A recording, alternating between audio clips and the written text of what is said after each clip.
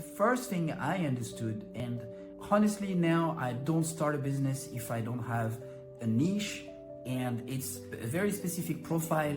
It's called a persona that you actually want to craft, to refine, and to make sure that it's someone specific, okay? And as soon as I understood what I wanted to target, then all my communication started to be more clear, and ultimately I started to attract more customers. That's very important.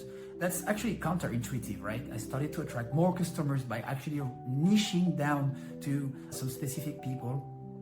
And I was having a better vibe and better customers. And guess what? The more of these would come, the better the vibe would be, the better my reviews would be, and then my rankings. And that's how I became number one, basically. Now, the second challenge I faced, I just basically recreated myself a job with my hostel. That was challenging because one day you're opening a business, 2 years later you're tired and almost burnt out, and you want to take a day off and you cannot.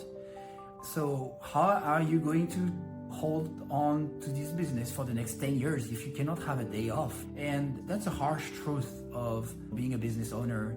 And it's of course a huge barrier when it comes to scaling a business, because you want to grow, you want to keep going, but obviously you need some times to rest, right? So how I overcame it, I documented myself on how to create a system, how to create a business, how to manage a business and not just operate it, and how to not just working on things that have a result now, but you are working on things that has a 10 years impact.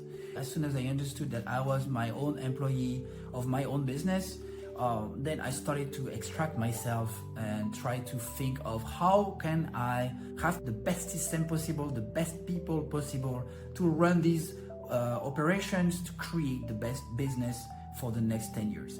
And the biggest challenge when it comes to scaling a business is actually related to the business owner. If you understand that your mind and your body needs to be at the top of your game, if not, then the business stop operating, the good ideas stop flowing in, and you will ultimately be less innovative, you'll be less competitive, less attractive, and it will affect your growth. Then you understand that you need to prioritize yourself.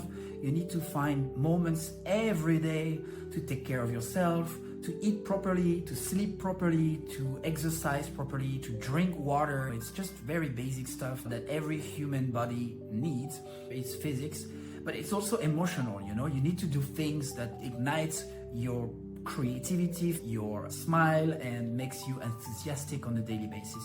Then I started to reprogram myself basically, and to document myself on how can I do to be a better entrepreneur, healthier and physically fit, so that I can tackle any challenge of the day and be the best version of myself.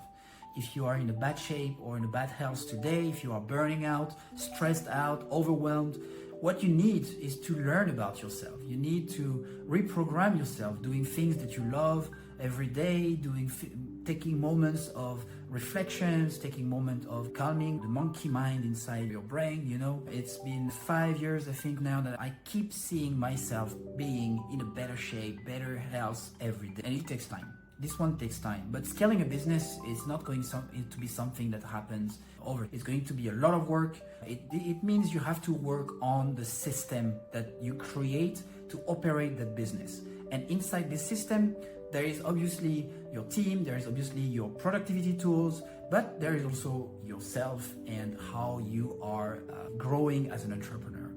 So anyone who faces challenging in scaling their business, I'm trying to share the solutions that work for me. What I recommend is that you find your own solutions. You are the entrepreneur, you are the one who built this nice business. So just make sure you keep growing it the way you want, and with systems and solutions that works for you. So you have to test them out.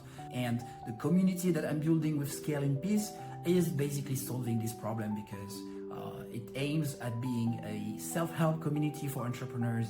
And what I'm hoping is that other people join and share about their challenges and how they overcame it, and that inspires others to try it out. And hopefully with the knowledge that we share together, it can fasten the trials and errors that we all need to make as short as possible.